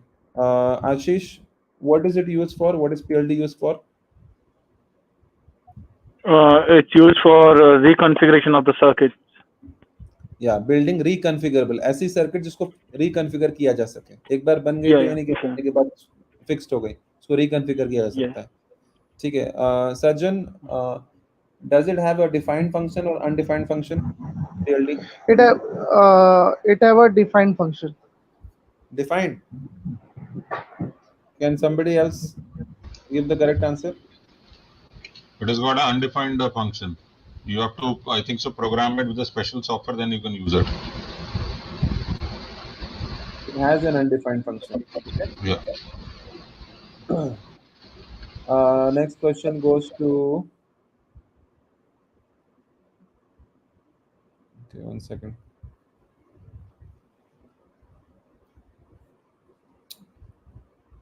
PLD is an integrated circuit with large number of logic gates, which is programmed by the software to perform a specific digital logical function. Let me ask. So Maya, can a PLD, should the PLD must be programmed and reconfigured before it is used, or it doesn't have to be? It has to be programmed before Okay, use. cool. Okay, what are the advantages? इसमें से तुम लोग एक एक दो point याद कर लो. अभी मैं I'll ask you. Low development cost, less space requirement. So space cost, easy to troubleshoot, less design time, बनाने में कम वक्त लगता है, cost कम लगता है, space कम लगता है, troubleshooting easily हो जाती है, high switching speed, high design security, speed है, security है, easy design modification, high reliability, easy circuit testing, no need for time consuming logic design. ये बहुत ज्यादा हो गया, चार चार करते हैं. Low development cost, less space requirement, easy to troubleshoot, less design time. Okay, Ashish, give me one of them. Low cost and less design time. तो दे दिया. बेचारे किसी और ने क्या तो बुला. इजी बोल दिया मैंने. ओके, ठीक है. सज्जन, कुछ याद है उसमें से? अरे जो याद था बोल दिया उसने. ठीक, कोई बात नहीं. Low development cost, less space requirement, easy to troubleshoot, less design time, high switching speed, high design security, easy design modification, high reliability, easy circuit testing, and easy to change design. Adoption of new technologies they can use. Basically सब कुछ अच्छा हो रहा है. अच्छा तो है, लेकिन याद रहे अच्छा तब ना. एग्जाम में इतने सारे चीजें. इसको रट्टा मारने के लिए शायद फॉर्मूलाज बना सकते हैं. फॉर्मूला बना के रट्टा मार लो तो याद रह जाता है. एग्जाम के 1 घंटे पहले फॉर्मूला बना के रट्टा मार लेना. कितना रट्टा मारो, कितना बड़ा है कंप्यूटर ऑर्गेनाइजेशन. मेरे हिसाब से डिस्कस करोगे तो दिमाग में बैठेगा. से एक पॉइंट सज्जन ने बोला था तो वो ऐसा बल्ब जलेगा वो टाइम पे. Anyways, types of programmable logical devices, PROM है, पाल है और पीएलए है. So programmable read-only memory, programmable array logic and programmable logic array. इसमें से ये वाला हमें करना है. Programmable logic array basically एक fixed PLD होता है, fixed नहीं होता है. इसमें fixed AND gate होता है और programmable OR gate होता है. Let's see. Fixed AND gate and programmable OR gate. Yes. This is also a programmable logic device where it has fixed AND gate followed by a programmable OR gate. ये दो चीज बस याद रखो इसके बारे में, programmable logical array, और ये डायग्राम याद रखो. N inputs, M outputs, fixed AND array, programmable OR array. Advantages देख लो. I'll ask you. There is no need for time-consuming logic design of random logic gate networks.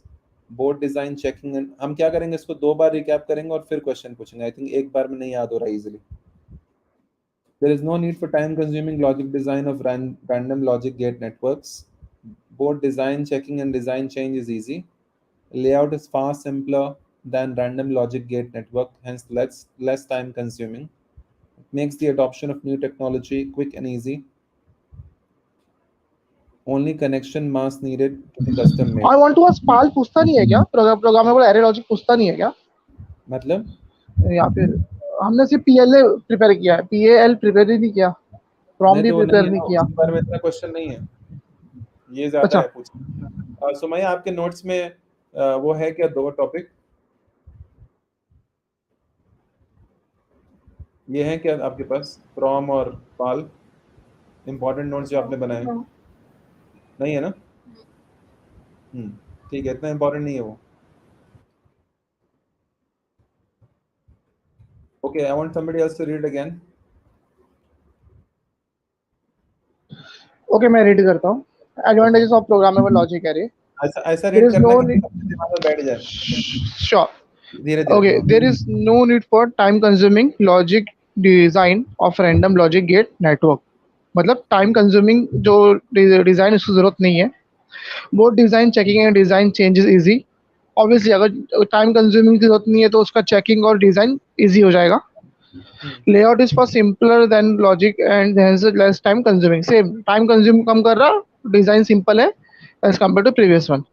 It makes the adoption of a new technology quick and easy. अगर ये time consuming कम है, इसका change easy है, तो obviously ये quick रहेगा, इसको adopt करना इजी रहेगा. Only the connection mask need is to custom made. बस इसमें custom made थोड़ा करना पड़ेगा. Yeah, this is PAL. Sorry, PLA. What is PLA? Programmable logic array. Okay, I'm going to hide it now, and I would like you to ask one questions from each person. 1 second. Okay. सब लोग देख लो एक बार और याद कर लो कि क्या है. हाँ, पूछो. Okay, सौम्या, टाइम कंज्यूमिंग क्या है इसमें? तुम आंसर बता रहे, क्वेश्चन पूछ रहे हो? अच्छा, पूछ रहा मतलब बेसिकली क्या है, मतलब टाइम कंज्यूमिंग ज्यादा है कम है, ऐसा मैं पूछना चाह रहा था. जाने दो. one advantages please. Saumya first. It is less time consuming. Okay, next Anand. The adaptation of new technology is faster in this because the main thing is that it requires less time. Imran, you will tell too. Okay, layout is far simpler and only the connection mask is needed. Custom making is needed. Correct. Yeah, done. This one is done. एक और बचा है. Second one is done. Why you ask me to? थोड़ा मेहनत करो. Karma. Okay, no problem. ठीक है. Okay, I want somebody to just recap this once again. इसका अगर नहीं किसी को ध्यान में आया तो आ जाए एक बार. एक फिर भी रह गया था इसमें, board design checking and design changes easy, ये रह गया था. Anand, can you just read this once again, please, so that we. Yeah. Basically, the advantages of a programmable logic array, that is PLA, is कि it requires very less time. मतलब time बहुत कम खाता है logical design और random logic design network के लिए. Both इसका जो डिजाइन चेकिंग है और इसका जो चेंजेस है वो भी काफी जल्दी और इजी है. लेआउट इसका बहुत सिंपल है बिकॉज इसका टाइम कंजम्पशन बहुत कम है. जस्ट बिकॉज इसका टाइम कंजम्पशन और ये बाकी सारी चीजें इसकी वो है, तो अडॉप्टेशन ऑफ न्यू टेक्नोलॉजी भी इसकी बहुत फास्ट है. द कनेक्शन मास जो है इसका आराम से कस्टम मेड हो सकता है. So these are the 5 points which you can. Cool, excellent. अभी आते हैं बात मेमोरी हायरार्की की. तो the computer devices form a hierarchy in the computer system, and the reason for forming hierarchy is so that the memory can be organized and we should optimize the access time. So several memory devices form a hierarchy in a computer system to improve memory organization and reduce access time. ठीक है? So I'll ask somebody now. Ashish निकल गया क्या? Okay. Should I tell? Yeah. So tell me, like, what is The memory first hierarchy? one is the top one is the CPU. उसके बाद जो memory है which No, is no, no, middle no, no, part. no, no, no, no. Wait. I want to know what is memory hierarchy. It's, I think so, the basically the speed of each device is connected to the CPU is a memory hierarchy. No. So basically, different devices come together and they form a hierarchy. And why they form a hierarchy? So that memory can be organized and the access time can be managed. So this is basically what is memory hierarchy. अब इसके बाद हम उस pyramid में आएंगे. तो pyramid में सब लोग एक एक पॉइंट बताओ. उस पिरामिड में आशीष सबसे पहली चीज क्या थी? सबसे पहले तो रजिस्टर था जो सबसे नजदीक होता है सीपीयू के. नहीं, पहले Just सीपीयू like- है. पहले सीपीयू है. हाँ. ठीक है. ओके, पहले सीपीयू है. Yes. So Maya, what's the next thing after CPU? Registers. No. After CPU, there's cache memory. Okay. Let's go with the Sajjan. Do you remember what is after CPU? Sorry, after cache memory? It's secondary memory. Main memory. Main memory. Main memory. और primary memory के बाद क्या आता है? Secondary Hard memory. disk. उसमें specific बताओ क्योंकि secondary में नहीं है. Magnetic tapes and magnetic discs. Yes, exactly. ठीक है, cool. So CPU register, cache memory, main memory, magnetic disk और मैग्नेटिक टेप. याद है हमने पहले पढ़ा था कैश मेमोरी में. तो हम what was cache memory? Cache memory sits between main memory and CPU. तो ये तीन के ऊपर के तो उसी डायग्राम से हमें याद हो गए थे. ठीक है. और बाकी बचा मैग्नेटिक डिस्क और मैग्नेटिक टेप. टेप हम भूल गए थे तो हम ऐसे रट रहे थे कल टेप करके, परसों I think. Okay, so it was based on the behavior called locality of reference. Types of memory devices. Memory devices कितने तरह की होती है, कौन बताएगा? 2 तरह की होती है memory devices.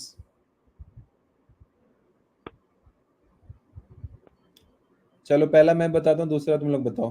पहला होता है प्राइमरी मेमोरी, दूसरा Secondary, but natural. Correct. Primary memory में के एग्जांपल्स, उसके अंदर और बाइफिकेशन बताओ. प्राइमरी मेमोरी के अंदर और क्या आता है? रैम आता है. टेम्पररी मेमोरी होता है, वोलेटाइल होता है. करेक्ट. रैम के अलावा और क्या आता है? ROM. करेक्ट. ROM. रैम. हाँ, रैम एंड रोम. सो मैया, रैम में क्या क्या आता है? SRAM, static RAM and dynamic RAM. DDR RAM भी था ना कुछ? एक मिनट रुको. D RAM, S RAM and D RAM. ठीक है. D RAM, S RAM and D RAM. ROM में आ गया प्रॉम, ई रोम, ई रोम. अब सेकेंडरी मेमोरी में बताओ क्या क्या आता है? Floppy Disk. ऑप्टिकल डिस्क और मैग्नेटिक हार्ड डिस्क, मतलब बोल सकते हैं. ओके. ऑप्टिकल डिस्क में क्या क्या आता है? CD, DVD. करेक्ट. और मैग्नेटिक मेमोरी में floppy disk and hard disk. या. ठीक है. I'm doing a recap. So main memory, you have RAM and ROM. RAM में क्या क्या था? SRAM, DRAM और DRAM. ठीक है. ROM में क्या क्या था? PROM, EROM और EEROM. याद है? इलेक्ट्रॉनिक डिवाइस याद है? यस. एक और मैन्युफैक्चरर रोम भी आता है. करेक्ट. सेकेंडरी में क्या क्या आता है? मैग्नेटिक मेमोरी में मैग्नेटिक मेमोरी है और हार्ड डिस्क और हार्ड डिस्क और फ्लॉपी डिस्क। ऑप्टिकल में सीडी डीवीडी। ठीक है, हम इस तरह से रिपीट कर रहे हैं ताकि हमें दिमाग पे थोड़ा प्रेशर पड़ के हमें याद हो जाए, बिकॉज हमारे पास टाइम नहीं है अब कि हम बैठ के रिवाइज करेंगे। ओके, कैरेक्टरिस्टिक्स तो सबको ऑलरेडी पता होगी, और इसमें हमने डिस्कस किया था कि हम कुछ चीजें डिस्कस करेंगे। पहला cost, access Second time, yeah. Access speed के अलावा और क्या था? और भी 2 पॉइंट थे शायद। कॉस्ट था, एक्सेस स्पीड था, साइज था। एक कल परसों मुझे याद है किसी ने मुझे याद दिलाया था कि साइज भी है, शायद सज्जन ने ही बोला था। साइज था और एक और चीज है, वो क्या है?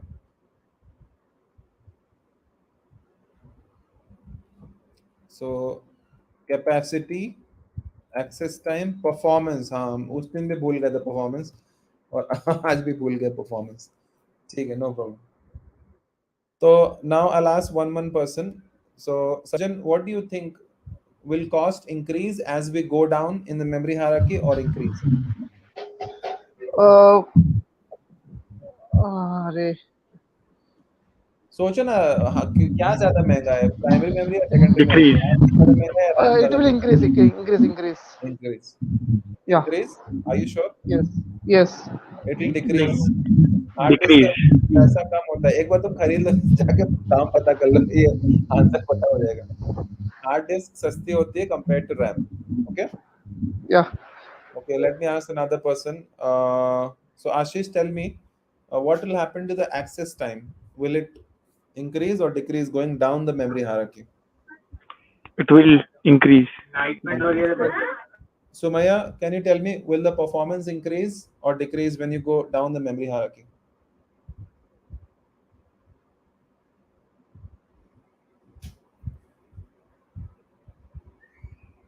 Sumaya, can you hear me?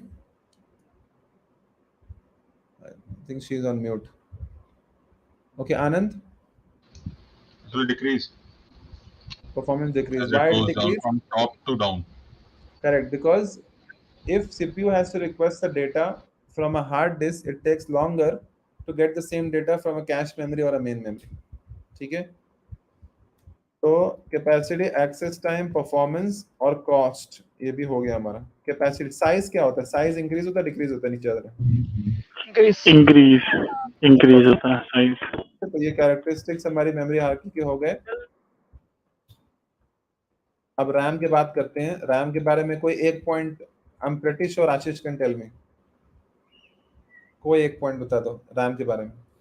अभी तुमने थोड़ी देर पहले बताया था। It's a volatile memory. It's a volatile memory. Temporary storage. Absolutely. So also called read-write memory, main memory, or primary memory. RAM is used to store program and the data required by CPU during the execution of the program. जब power cut off हो जाएगा तो memory lost हो जाएगा। रोम में नहीं होती, रोम में रह जाती है इसमें। RAM is classified further into two types, DRAM and SRAM, dynamic random access memory and static random access memory. तो ये हमने कल पढ़ा था, constructed out of tiny capacitors, leak electricity. SRAM constructed out of circuit similar to D flip-flops.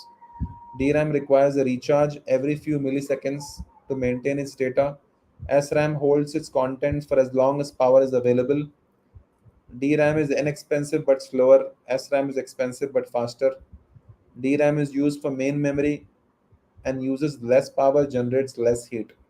SRAM used for cache, uses more power and generates more heat. कोई एक point बताओ DRAM और SRAM के बारे में। DRAM is made up of capacitors. Yes. And it leaks electricity, whereas Okay. SRAM is made up of flip-flops. Okay. सज्जन कुछ याद है इसमें से?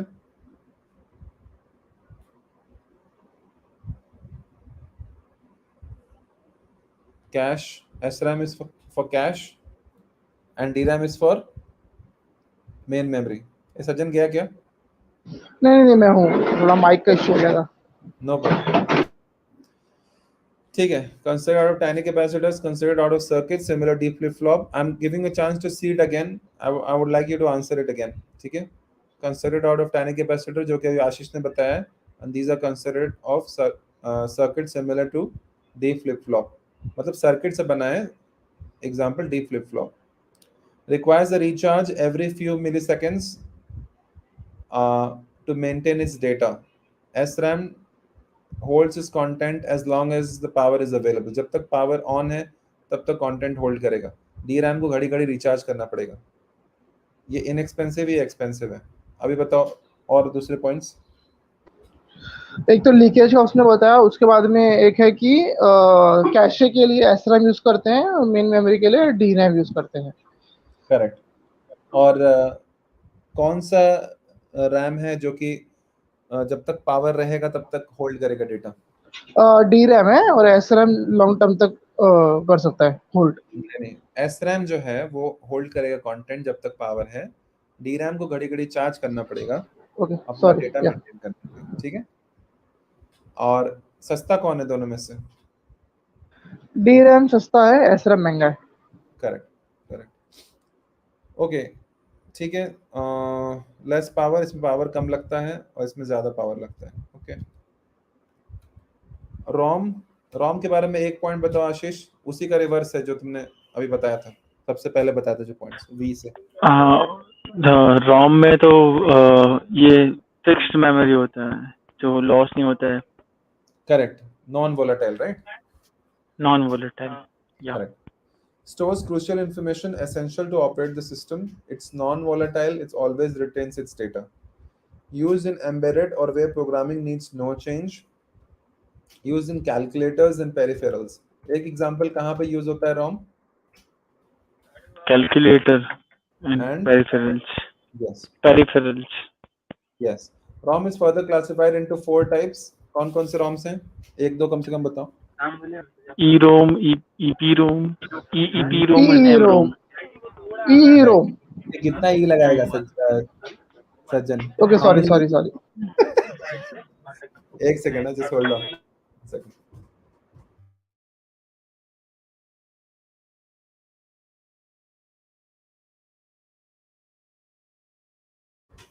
Okay, cool.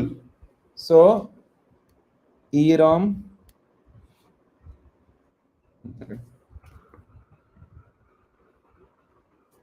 तो PROM है. सबसे पहले E से लगाने से पहले P है, तो PROM है programmable read only memory. EPROM erasable programmable read only memory. EEPROM and MROM. देखा ई आया था. तू 3 ई लगा रहा था. ओके. वही वो पी को गायब कर रहा था. पी खा जा रहा था. सज्जन को भूख लगा है. ई लगा दिया था उसने. अरे यार, डिनर का टाइम हो गया, क्या करूं, ऐसी होएगा. मस्ती कर रहे हैं तुम लोग. ठीक है. PROM, EPROM and EEPROM and MROM. MROM तुमने बताया था कि वो आशीष तुमने बोला था कि मैन्युफैक्चरर ही उसको चेंज कर सकता है एक बार प्रोग्राम कर दिया तो, करेक्ट? और इरेजेबल के लिए तुमने बताया था कि UI का यूज करना पड़ेगा, अल्ट्रावायलेट रेस का, उसको इरेज करने के लिए डेटा. और इलेक्ट्रिक इरेजेबल में क्या UV लाइट को यूज करना पड़ा EPROM इरेज. और इसको दूसरे वाले को EEPROM को इसके लिए इलेक्ट्रिक सिग्नल्स लगेंगे इरेज करने के लिए. ओके, ठीक है. हाँ, और MROM तो मैन्युफैक्चरर ही सिर्फ डिलीट कर सकता है. यूजर कैन नॉट इरेज और change anything in MROM.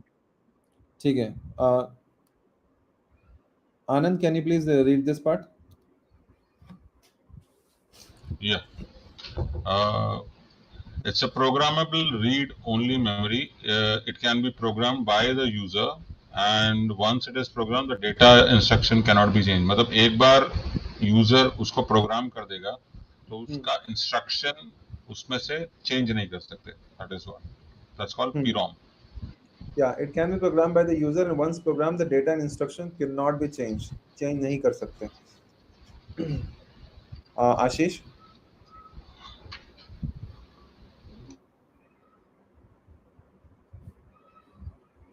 Sajjan? Yep, sorry, क्या बोले आपने? Can you read it, please? Okay, EPROM, erasable programmable read-only memory. It can be reprogrammed. It can be exposed to UV light to erase its data. To reprogram it, all previous data needs to be erased. तो एक point prom का था कि एक बार programme कर दिया तो वापस से रीप्रोग्राम नहीं कर सकते। ई प्रोम को कर सकते हैं, लेकिन उसके लिए आपको पूरा डेटा फिर से अरेज करना पड़ेगा यूवी लाइट के जरिए। ये वाला पढ़ो। EEPROM, electrically erasable programmable read-only memory. Like we can erase only portion of the chip by applying an electric field. UV light is not required. तो उसमें पूरा नहीं डिलीट करना है, एक पोर्शन ही डिलीट करना है इलेक्ट्रिक फील्ड से ई प्रोम में, है ना। और um Yes, ROM yes, manufacturer इसको प्रोग्राम करता है और वही कर सकता है चेंज, और कोई नहीं, correct. yes, yes, you're right. At the time of production जो मैन्युफैक्चरर ने सेट कर दिया वो कर लिया, फिर चेंजेस करना होगा तो मैन्युफैक्चरर ही कर पाएगा, user can not do any changes. Okay. RAM versus ROM. RAM is temporary storage, ROM is permanent storage. RAM is in MB, ROM can store data in GB. RAM has volatile memory, ROM is non-volatile. RAM is used in normal operations, writing is faster. ROM is used in startup process of the computer, writing data is slower. Okay, Sajjan, 1 point, please. Volatile RAM is volatile, ROM is non-volatile. Okay, Ashish, 1 point. RAM में data एमबीज में store होता है और यहाँ पर रोम में GBs में होता है। Okay, great. Sumaya, are you still there? Okay, I think, yeah. Give me 1 point, please. RAM is faster and ROM is slower. Okay, so which one out of the two is used at the time of boot up, RAM or ROM? ROM at the time of boot up because it's slower. That's why the boot up is slower. Okay, cool. ठीक है, RAM while running, yes. हमने सारे points cover कर लिए, ठीक है। Temporary, permanent, MB, GB, volatile, non volatile, normal operation, startup, writing data is faster, writing data is slower, ठीक है। Let's move on. ये मेरे को सच में पकाऊ लगता है, ये सब फीचर और कैरेक्टरिस्टिक्स बहुत बोरिंग लगता है। अब चलो सीधा वर्चुअल मेमोरी पे, मेरे को कुछ नहीं समझता वर्चुअल मेमोरी। करते हैं, हम पहुंचते हैं उस पे। Ashish, can you please quickly go through this? Yep, I will. So secondary device which are built into the computer or connected externally to the computer are called secondary storage. Now, Yes. let's go to the secondary storage characteristics. They are accessed indirectly via input-output operations, unlikely registers and cache. They are non-volatile, so data is permanently stored and available even after computer is shut down. Okay. First, the secondary memory data is transferred to primary memory, and then CPU can access it. It's less costly as compared to the primary memory. Storage capacity is quite high and scalable. It is removed or fixed as per requirement. Example, the magnetic memory like floppy disk, hard disk, and optical disk like CD and DVD. Cool. Virtual memory, Sajjan का favorite topic. So virtual memory basically creates a illusion for the user of a very large memory. तो क्या होता है, कुछ programmes बहुत बड़े होते हैं और रैम का हमारा साइज जो है वो बहुत लिमिटेड है। तो उस सिचुएशन में जब स्पेस भरने लगता है रैम का, यानी प्राइमरी मेमोरी का, तो क्या करता है वो कि एक पार्टीशन क्रिएट करता है हार्ड डिस्क में और उसका नाम देता है वर्चुअल मेमोरी। और जब कोई नया प्रोग्राम क्रिएट भी होता है तो कुछ डेटा उसका वहां पे रख देता है टेम्परेरी, जो यूज में नहीं है, और जब जरूरत पड़ती है तो उसको वहां से ले आता है। एक पॉइंट ये भी है कि जाहिर सी बात है कि हार्ड डिस्क से डेटा लाने में प्राइमरी मेमोरी में टाइम लगेगा, इसलिए थोड़ा टाइम कंज्यूमिंग है और प्रोसेस थोड़ा स्लो है वर्चुअल मेमोरी से डेटा लाने का, ठीक है। ओके, एक मिनट इमरान, एक मिनट आगे मत जाना। जो प्रोसेस को क्या बोलते हैं जिसको यस ये क्वेश्चन तुमने मुझे पूछा था मुझे याद है। मैं खुद भूल गया था स्वैपिंग वर्ड यूज करना। Yes yes yes, that's why. So section of volatile memory created temporarily create करते हैं, permanent नहीं, on storage device called virtual memory। तो ये देखो हार्ड डिस्क है, इसको डिवाइड किया गया है टेम्परेली, वर्चुअल मेमोरी डाली इसमें, मतलब बनाया इसमें, और ए डिस्क मेमोरी। ये रैम है, रैम को जब जरूरत पड़ेगी तो ले लेगा यहाँ, मतलब यहाँ से डेटा। इट्स क्रिएटेड, कोई पढ़ो यार, थक गया मैं। It is created when a computer is running many resources at once and RAM space is running low. The OS makes a part of storage drive to use as virtual memory. Now, virtual memory. When RAM spaces becomes full due to multiple programs, OS moves pages or data that is not immediately needed for RAM to virtual memory. This process is called swapping. ये आशीष, swapping और थोड़ा हम सा लोग याद रखेंगे. mic पीछे कर लेना, बहुत क्लोज आ रहा है. Okay. Now Yeah. it's better. Much better, thank you. Okay, so it moves the pages or data back to RAM when pages is needed again. Using the virtual memory slows the computer down because copying to hard disk takes much longer than reading and writing to RAM. And virtual memory provides user an illusion of having a very big main memory, so user can load bigger side processes than available in the main memory by having an illusion that memory is available to load the process. Awesome. बस आज के लिए इतना ही काफ़ी है. अब बाकी तुम लोग खुद से तैयारी करो और I would say all the best to all of you guys. Hopefully कल का पेपर अच्छा जाए. देखो मेन चीज़ें जो तुम्हें तैयार करनी है, थ्योरी तो खैर पढ़ा है, एक बार रिवाइज कर लेना सुबह उठ के, लेकिन ये प्रॉब्लम्स हैं जो साइन बिट और ये सारी चीज़ें हैं, गूगल शीट शेयर की है सुबह ने ऑलरेडी, तो उसको एक बार से प्रैक्टिस कर लेना बिकॉज उस पर शॉर्ट नंबर्स हैं, मतलब वो नंबर तुमसे ले नहीं सकता एग्जामिनर, उसमें कटौती नहीं कर सकता. ठीक है. दूसरा के मैप देख लेना, एसोसिएटिव मेमोरी देख लेना, ये सब इंपॉर्टेंट जो 3 एसोसिएटिव मेमोरी मैंने बताया था वो इम्पोर्टेंट है, वो देख लेना. अगर तुम्हें चाहिए तो मैं ये गूगल ड्राइव जो प्रेजेंटेशन है शेयर करता हूँ, अगर किसी के पास नहीं है तो. किसी को चाहिए ये प्रेजेंटेशन? सज्जन के पास ऑलरेडी दे दिया है. ठीक है कूल. तो all the best guys and let's meet tomorrow again. और कल अपने पास थोड़ा टाइम भी होगा डिस्कस करने का क्या पेपर में आया कि नहीं. This is like one of the toughest subjects compared to all, right, because it's so big. मेरा एक सजेशन रहेगा सभी लोगों से, सिर्फ like we are all doing group study, so I would say कल का जो पेपर होगा ना, जस्ट टाइम देख के करो, क्योंकि सीओए एक ऐसा सब्जेक्ट है जो स्टार्टिंग के 1.5 घंटे तक ना आपसे क्वेश्चन, 2 घंटे तक क्वेश्चन 1 में ही पड़े रहोगे और आपको पता भी नहीं चलेगा टाइम कैसे निकल गया. It's too lengthy, so just try to be more precise, write down everything in points. 5 marks का क्वेश्चन है, 1.5-2 पेज इनफ. 10 मार्क का क्वेश्चन है, 3-3.5 पेज लिख के उसको रफा दफा करो. So that will make some sense and you will be able to make attempts for more number of marks. Right. और वैसे भी you don't can't take extra sheets, right? So हमको precise yes हाँ मतलब एक ये assumption लेके चलेंगे ना कि 5 मार्क्स का है तो एटलीस्ट 1.5 से 2 पेज एंड 10 मार्क्स का कोई क्वेश्चन है तो 2.5 से 3 page. So that would make fair enough material for them to check and at least them to give good amount of marks to everybody. Correct, absolutely. ठीक है guys, we'll call it a day. I'm sure you guys have to go for dinner. Thank you so much for joining in. Let's meet tomorrow again and we'll do the operating system. कल मुझे college जाना है तो मैं कल नहीं रह पाऊंगा, तो काइंडली रिकॉर्ड. हाँ, तो मैं वो लाइव सेशन YouTube पे देख लूंगा. मतलब ऐसा किया मैंने कि घड़ी अपलोड करने की जरूरत नहीं पड़ती, वो डायरेक्ट लाइव मतलब रिकॉर्ड मतलब गया उधर, अभी कुछ करना ही नहीं. सही है. ठीक है, टेंशन ही नहीं हो सकती. अपलोड करो और शेयर करो, लिंक पहले ही शेयर हो जाती है. ठीक है, awesome guys, thank you so much for joining in. All the best for exams. Thank you all the